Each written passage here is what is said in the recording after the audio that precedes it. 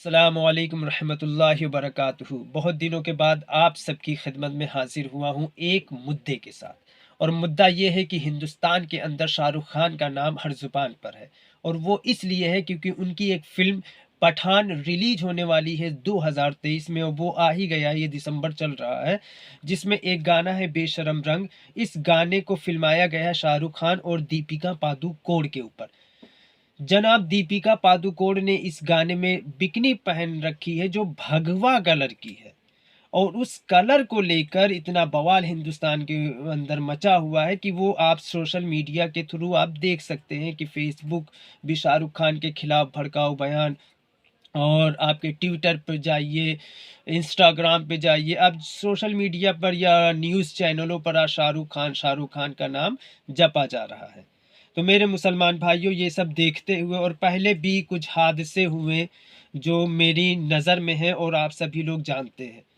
अंग्रेज़ों का एक ज़माना था जब जिस वक़्त हिंदुस्तान हुआ करता था, और उसमें हमारी जो आस्थाएँ थी, चाहे वो हिंदुओं की आस्था हो या मुसलमानों की आस्था हो, बड़ी मज़बूत हुआ करती थी। मुसलमान बकरा ईद मनाते थे तो हिंदुओं की आस्था को ठेस नहीं पहुँचती थी, और हिंदू अगर अपना कोई त्योहार मनाता था तो मुसलमानों की आस्था को कोई ठेस नहीं पहुँचती थी।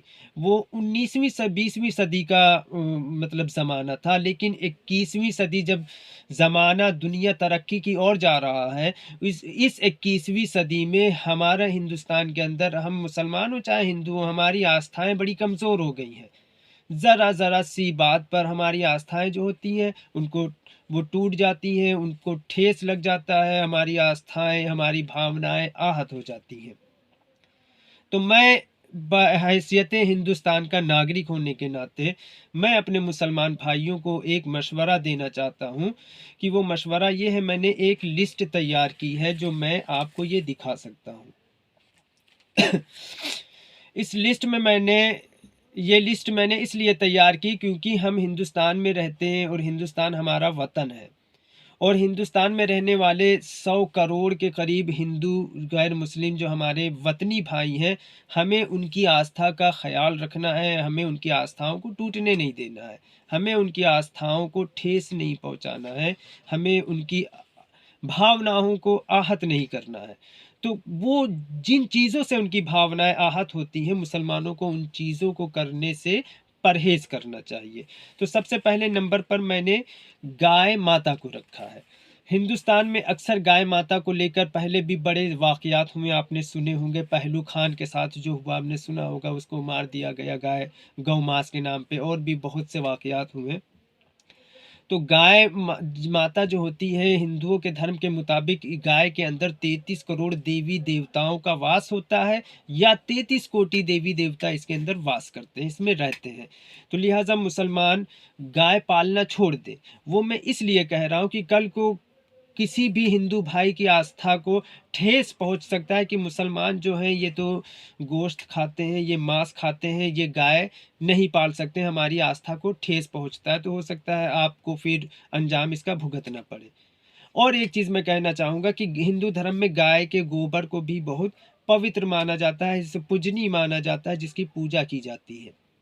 गाय के मूत्र की भी पूजा की जाती है। तो लिहाजा मुसलमानों, मैं आपसे ये गुजारिश करता हूँ कि गाय का गोबर अगर कहीं आप सड़क पर देखें तो उस पर चलें ना, उस पर पैर ना मारें, बल्कि आप किनारे से निकल जाएँ, उस गोबर का भी आप सम्मान करें।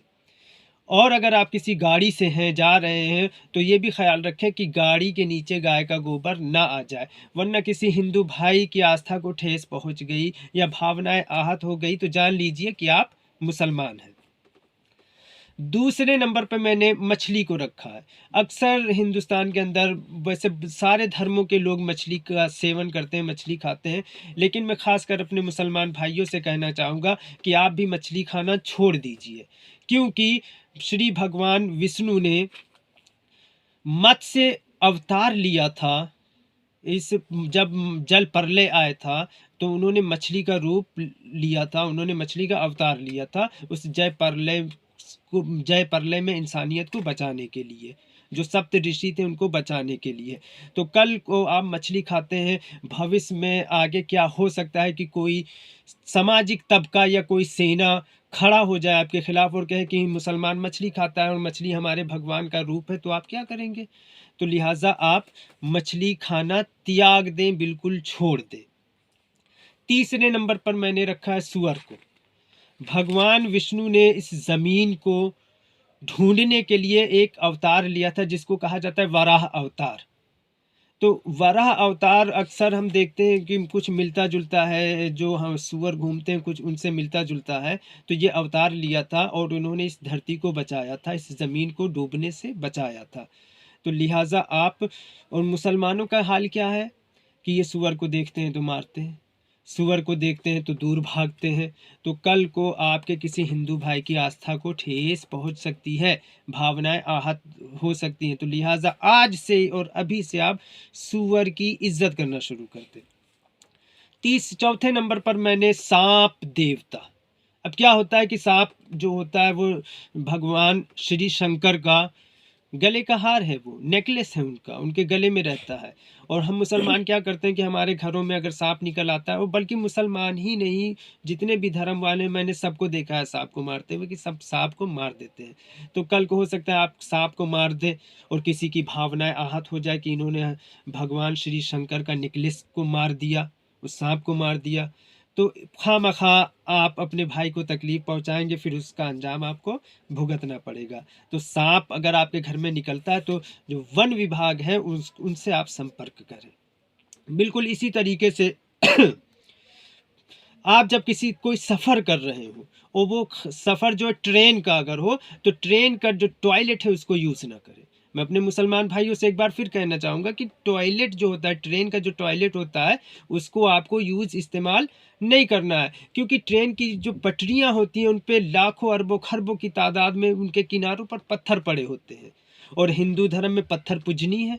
कहीं ऐसा ना हो कि आप पाखाना पेशाब करें और वो उन पत्थरों पर पड़े और किसी की आस्था को ठेस पहुंच जाए, किसी की भावनाएं आहत हो जाए, तो खामखा आपकी ज़िंदगी मुहाल हो जाए, आपकी ज़िंदगी आप पर।